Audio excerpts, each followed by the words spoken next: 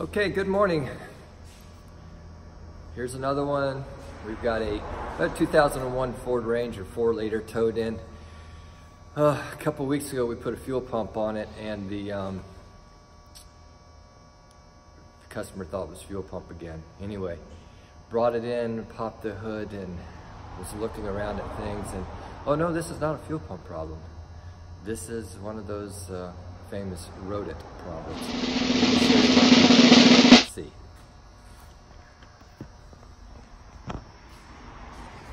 Put my light on here, right there. 3 spark plug wires are chewed completely in two.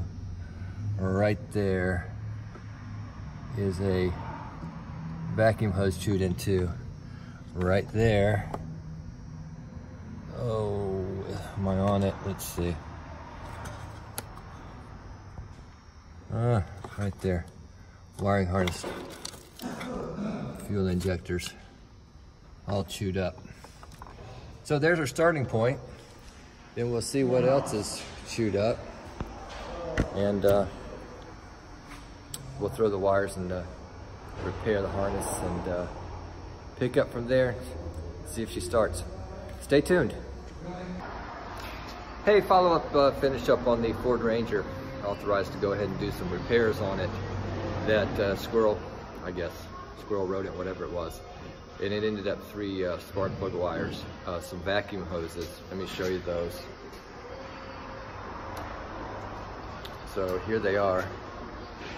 And you can see, oh, get my hands positioned here. All chewed up. We've got some vacuum hoses here. So weird doing this. Anyway, chewed up vacuum hoses. And we repaired all that. I'll take the camera out here. The one wiring harness that I thought was the injector harness actually wasn't. There's a knock sensor harness right there. Okay, those two.